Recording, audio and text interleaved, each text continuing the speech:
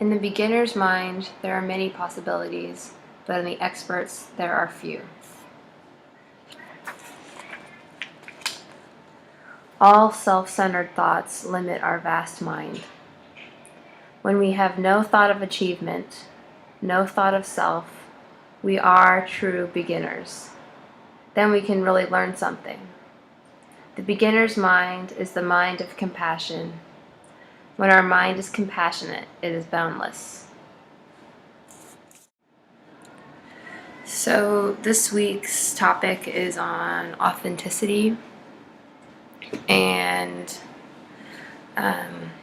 beginner's mind, which I feel like overlap.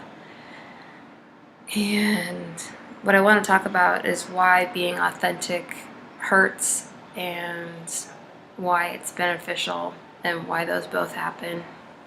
And I chose it for this week because I've been dealing with it myself this week. It's very immediate for me. So what happened was, I went to school for 2 years to study poetry, and I have this thing called a master's. And it makes me feel like I should know things about writing and poetry and books. And I was at a party talking to someone, and they were just trying to connect with me over things that have inspired them, and I didn't know anything they were talking about, and it was very shameful and embarrassing. And I'm not talking about like, oh, I just don't know that, but like 10 things that like is in common knowledge that everyone should know, right? We have this idea of like, you should definitely know this in your field, baseline. Nope, didn't know that stuff. And I went home and I felt really a lot of just on fire with embarrassment and shame and guilt and anger that I'd be put on the spot like that. And while it was happening, I tried to keep my ground and stay true to, I just don't know. I don't know what you're talking about. And then like another thing would come up. Nope, I don't know that either. I don't know. That was turned into my mantra for the night. I don't know. And what I realized is that experience is a giant fear of mine.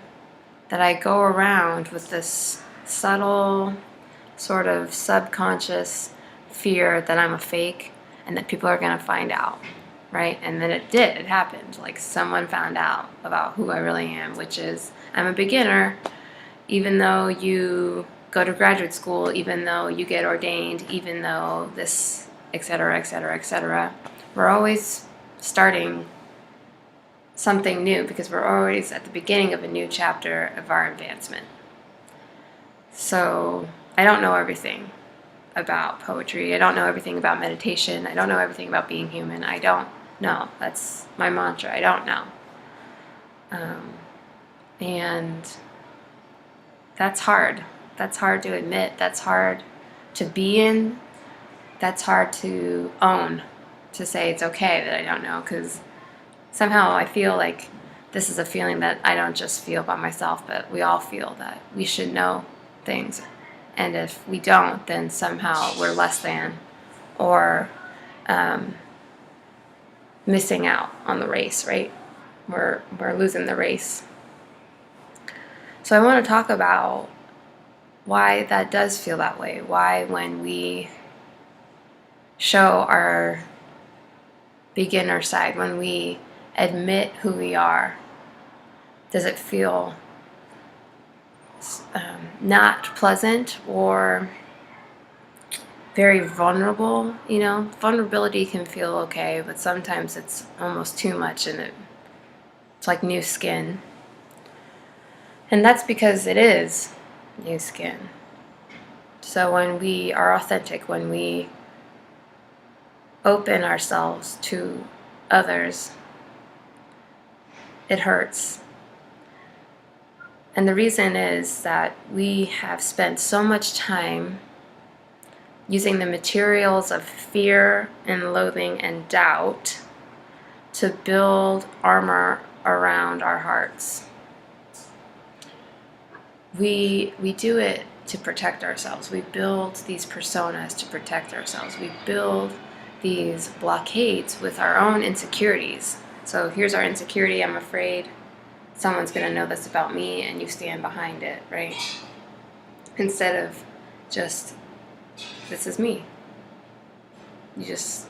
I'll let you see me.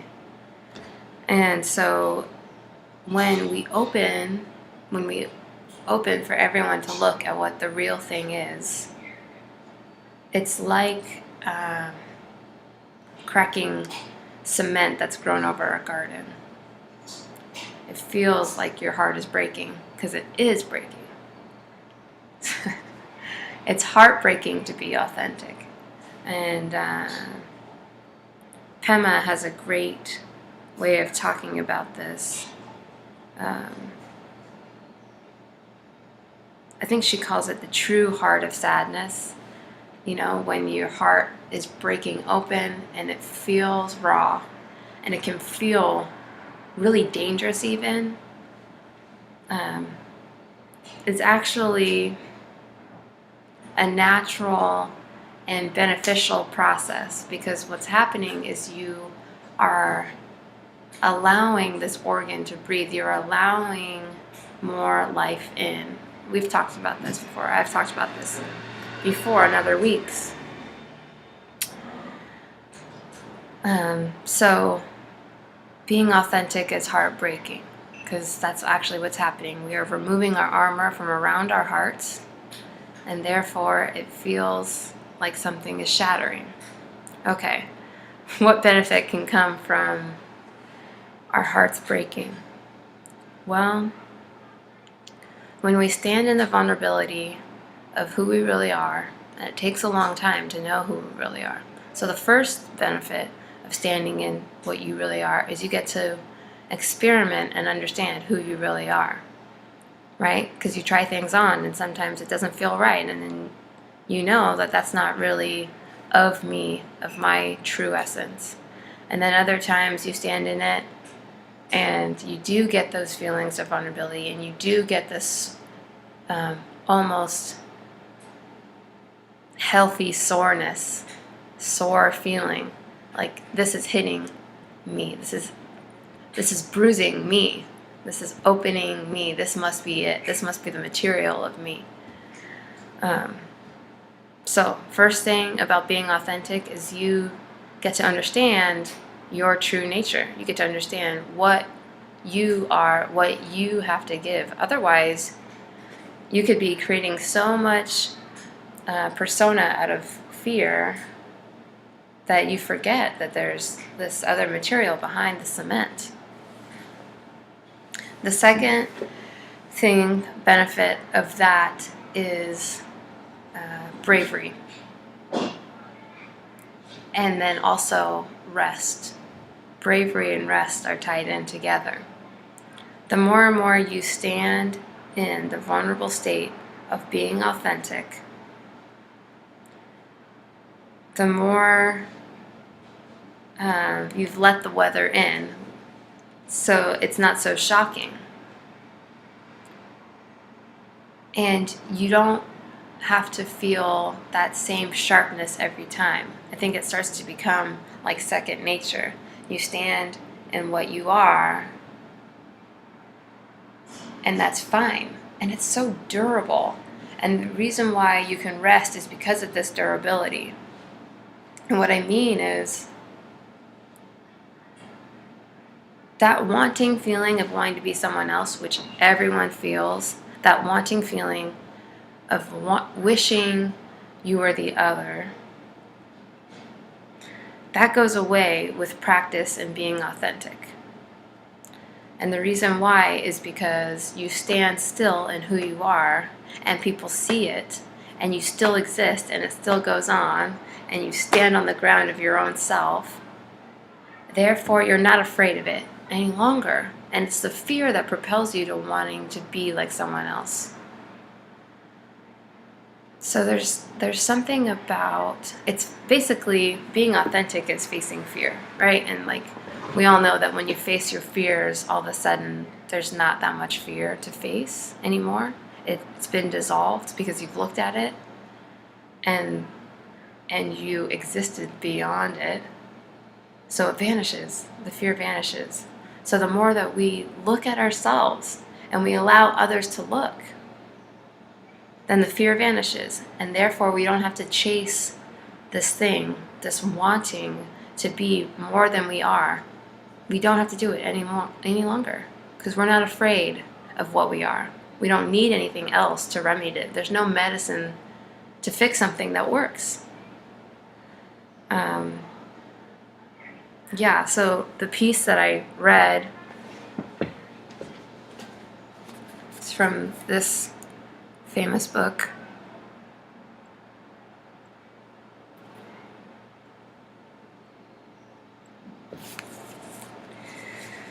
And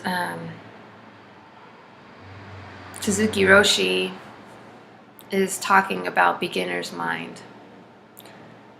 And I feel like it crosses over with being authentic, because when you realize that you're always a beginner, I think that's sort of what it feels like when we stand in our own skin, when we stand as ourselves. It always feels like we're not a master of our own lives. We're not a master of our field. We're at this beginning point. We feel like little, maybe a little shameful. But Suzuki Roshi is saying that's a beautiful thing. That's the way to become liberated. That's the Buddha's way. Because what happens is if you're always a beginner, it's fresh. And the best way I can explain this is, I guess, through skills and art. And my thing is writing. So when you write your first poem, and you know that you're not a poet at all, right? And you're just doing it for kicks. It's so fresh. It's coming from such this pure, true nature of yourself. It has nothing to prove.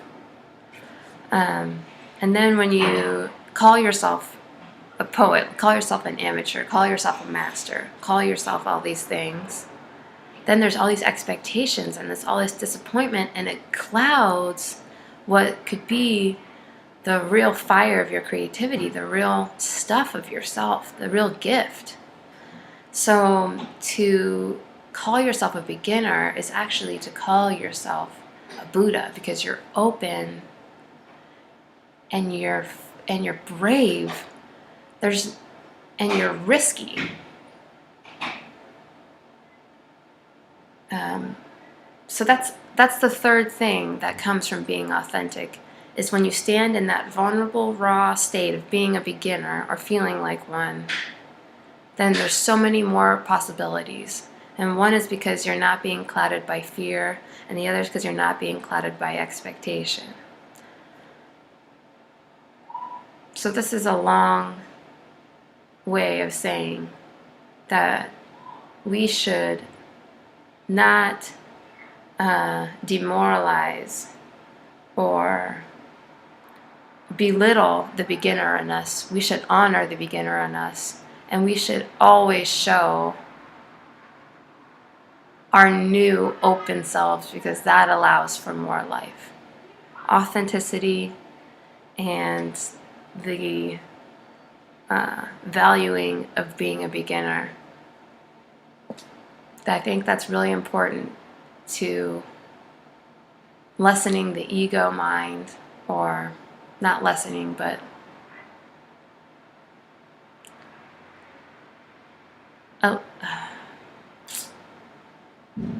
being a beginner, it really does. It settles the ego mind for you to have true experiences, right? Because you don't have a lot of chattering, critical chattering, because you're at the beginning. And being yourself is to really understand the material of yourself and stand in it, which allows you to rest, because you're not always running. You're not always running to be something else. What a relief.